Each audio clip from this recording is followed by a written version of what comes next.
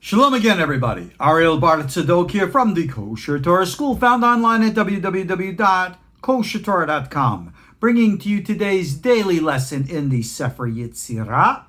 And this is actually lesson 71. Yippee-ki-yay, we're moving along. Dedicated, of course, to the health, safety, well-being, prosperity of everybody around the world, facing the trials and the tribulations of all that's happening. And a warning, yes, a warning. Be careful. Remember how we learned way back in the second chapter how letters can be rearranged, and one set of letters can be used to ascend to the highest height, which we called oneg, pleasure, or descend to the lowest depths, which we called nega, or plague. Be careful of those in yourselves and others who will say the right things, but meaning the wrong way. Remember the wise words of Carl Jung, the famous father of analytical psychology, who said, the right means in the wrong hands will cause the right means to work in the wrong way. Let this serve as a warning today. And those of you who have wisdom and insight and can look at things as they are and recognize that they are not necessarily in the right forms, allow your wisdom to guide you, allow your insights within you to flourish, and in the wise words that we learned way back in the first chapter, Balum picha melidaber, silence your mouth from speech. Enough said on this. We're going to get into Mishnah 8 now, in the fourth chapter, and using the old phrase from both Alice in Wonderland and the movie The Matrix, we're going to go down the rabbit hole. We're going to introduce to you a concept now that you may never have seen or heard of before, or maybe outside of the KosherTorah School, because I haven't taught this lesson, I don't think, in maybe 12 years. So, there is a handout for this lesson. Again, this is it. You can pause the video if you want to take a quick look at it. It's for lesson 71. The link, of course, will be in the notes.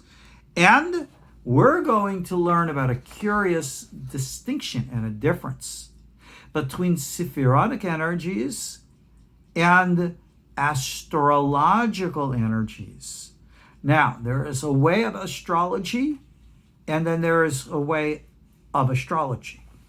Rabbi Hayim has this is our text, and he has actually a rather long commentary on this Mishnah here.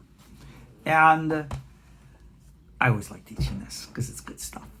I'm going to sum it up for you, and then I think we're going to do good old-fashioned Torah study, where I'm going to actually read the text to you bit by bit and explain to you in detail what his teachings are, and they're really cool.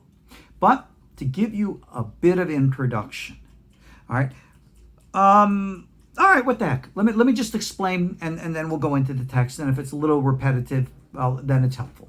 Now, Rabbi Hayim is going to go into an old text called the Pirkei de Rabbi Eliezer. Chapters of Rabbi Eliezer. It's an old Midrash, been around for a long time. I'm pretty sure it should be available in English. And this is a Midrash that talks about a whole bunch of stuff, including issues about creation. Now, we all know from the Bible that when did God place the sun and the moon in the sky? Well, it was on the fourth day. All right? When does the fourth day begin? Don't say it's sunrise. Oh, no. You got to think in Torah language, Torah time. And the day begins at sunset. So, the fourth day of the week is Wednesday. Wednesday doesn't begin Wednesday morning. It begins Tuesday night.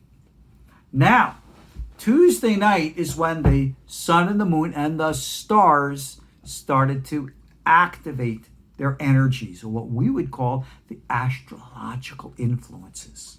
Now, based upon the old system, there are 7 planets, and they are, again, from the geocentric model that existed in those days. This was the foundation of ancient astrology. You had the realm of Saturn, and then Jupiter and Mars, and of course you had the Sun, Venus, Mercury, the Moon. All right, not necessarily in that order. Did I get the order right? Yeah, no, I didn't, but whatever. The issue that you have to understand is that there are 7 planets, and that these 7 go in cycles. Every hour, one of the 7 planets is considered to be in dominance, its influence. So the outer planet, we said, is Saturn. Okay, when Saturn began, you know what? Let me show it to you here.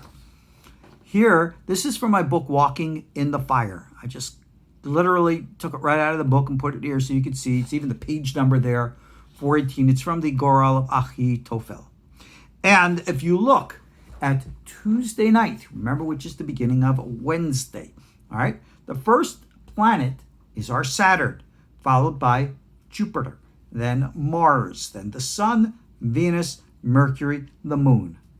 Pretty much just like I said.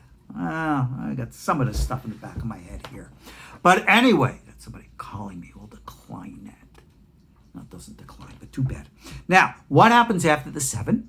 Well, you start the cycle all over again. So, Tuesday night, 12 hours from Tuesday night to Wednesday morning. And the order of the planets, of course, like we said, is Saturn, Jupiter, Mars, the Sun, Venus, Mercury, the Moon. On the 8th hour, we start the cycle again. Saturn, Jupiter, Mars, the Sun, and Venus. And what's the first planet on Wednesday morning?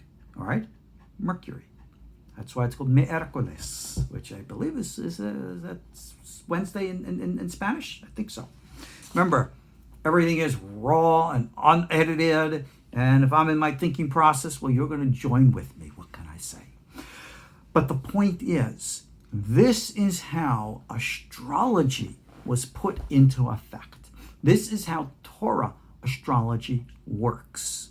Unlike in Western astrology, where you look at your sun sign or your ascent sign, we look at the planetary influence of the hour of which an individual was born. So, for example, let's look back to Wednesday. And we said the first planet of influence on Wednesday is Mercury. Mercury is the influence all the day long. But let's say you were born at the 4th hour of Wednesday.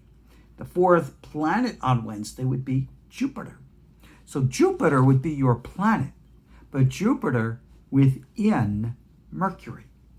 And of course, as you can see from the list here, okay, all the planets, all the hours of the days and night. This is a traditional list. And here, a little blurb here, I said, remember, an day, an hour, I should say, is what we call a seasonal hour. It is 1/12 of the day or night, which means that in the summertime, an hour can be 72 minutes. Whereas in the winter, an hour could be as short as 50 minutes, depending on the time of year. So when we want to discuss the influence of a specific planet, we have to plot with times. And then we see the subjective planet within the specific day, and only then do we ascribe it to the month. And only then do we then look at an ephemeris or a chart and see things from different points of view to suggest or understand influences. All this is well and good. But now, as we're going to read through the rest of chapter 4, Mishnah 8, just like in chapter 3, in which we had the Aleph, Mem, and Shin, we put the crowns on their head, we give them rulership, and the correlations. So here we have this. Now remember, there are different orders. This is Rabbi Chaim's. Himlich od bet b'chochma. The letter bet which if you remember oscillates the path between the Sefirat Chokhmah and Hesed, rules over wisdom itself, or the lack of it, folly, foolishness. So, as a moralistic lesson here, Bet, beginning of everything, Bereshit, all right? Wisdom. One who understands the natural order will understand wisdom. One who does not understand the natural order lacks wisdom and is therefore a fool. And if you look through history, any and every time whenever you had any kind of a leader, political, economic, or otherwise, who had a didactic way of looking at things, a very narrow, rigid idealism, as opposed to looking at the natural order of things, they really, instead of materializing anything wise, materialized absolute foolishness. And we've seen this in this century, the previous centuries, throughout history. So the correlation and its psychological and archetypal correlations is very clear. Kashalo Keter, remember we already talked about these things, so I don't want to get into these details again. Tzarafan ze leze, permutated this and that together, and vitzar behem, and formed with them. Here we go. Levana b'olam, the moon. Yom Rishon b'shana, the first day of the week. And the right eye in the soul, male and female. All right, eyes and ears and nose and mouth, I'm not going to get into right now. But let's talk about this. Day one, he says here, right, Yom Rishon, and he says it corresponds to the moon. Wait a second. Sunday corresponds to the moon? No, it doesn't work like that. Sunday corresponds to the sun. Moon day, Monday, corresponds to the moon. So what is the Sefer Yetzirah saying here? It doesn't fit. Now, if you again look at our order of the planets here, okay, look at Sunday day. The first day thing here is sun, not the moon. That's the astrological order. It's a pretty complex application. Where does the Sefer Yetzirah come off and say the moon? That's a pretty good question. You're going to see, well here actually I drew it out here. In the first pattern, you'll see here the days and planets that are applicable now. This is the order from here. And then you have that which the Sefer Yetzirah teaches, which is here. And then I wrote the distinctions here. So, Sunday, sun, no. Sefer Yetzirah says moon. Monday, moon, supposed to be no. No, Sefer Yetzirah is going to teach us Mars. Tuesday, supposed to be Mars. It's actually the sun. Really? Wednesday, Mercury. Didn't we learn that minutes ago? It says here Venus. Thursday, Jupiter. Mercury. Friday, supposed to be Venus. Saturn. And Saturday is Saturn's day. Isn't that what it sounds like? Jupiter. Okay, I'm totally confused. Well, you're not going to be. Right here at the bottom of the page, I wrote a very simple statement. When using the Sefer Yetzirah planets in their Sefirotic origins, all right, they need to be properly aligned, unlike their present astrological influences. So, what we have here is the existence of, if you will, tohu vabohu, the chaos and the confusion from the original order. Wait, God fixed all of that. Yeah, but what we call the sin of the tree of knowledge, good and evil, it means something significantly different than it does specifically in Christian religion. As you know, in Christian religion, they have as their foundation that mankind and God are like completely separated. You need some kind of an intermediary in order to get back together. There's no such of a concept like that in anything Judaico-Torah whatsoever. You can't point to animal sacrifices in the temple or anything of the kind because you have a million, times in the Bible. It's just not necessary. But the point is, what we did experience wasn't altering in the consciousness, good and evil. Remember I gave the example moments ago about wisdom. And I told you, look around our world today. People today are calling things wise. They're actually rather foolish. People are calling things today good, which are actually evil. You have a reversal and an inverse. How does that happen? Because, like we gave the example from our Sefer Yetzirah here, oneg, pleasure, can easily be inverted to become nega, plague. If you look at the greatest evils in the world, in history, and listen to the, if you will, justifications behind them, you will find that the words used, sounds about right. I'll give an example. We're all very familiar with the evil of Nazism and Adolf Hitler. But what was Adolf Hitler's intent? Well, believe it or not, Adolf Hitler wanted to conquer the world so that there could be a one world at peace, one world in the best form possible. Of course, those who he opposed didn't have a place in his order and were going to be removed. Well, not everybody who was going to be removed wanted to be removed. But that's the evil, but the words, the forms. Remember, this is the application. So, when we are looking at Sefirot, and we are looking at astrologies, and we're seeing certain correlations, know a very profound lesson that specific energy patterns are intentionally, by design of heaven itself, rewired so as to limit the potential of damage that we can cause. So for example, again, let's use, I don't know what kind of an example I could give without becoming politically incorrect. But let's just, how about money? Money seems to be something. Give money to someone who is irresponsible. And we see this a lot with these people who become entertainers. They have very weak egos, and they're given lots and lots of money for God only knows what. I have such a lack of respect for the entertainment industry. I've seen talented individuals, but the copious amounts of funds they're given and the ego aggrandizement that comes from whatever talents they do have is not a healthy mix. And we see certain individuals who will be given those copious amounts of money and completely waste and abuse it. Not good. Sometimes they do so to their own harm. Doubly not good. Whereas in which you can't say, well, let's just monitor what you get, like an allowance.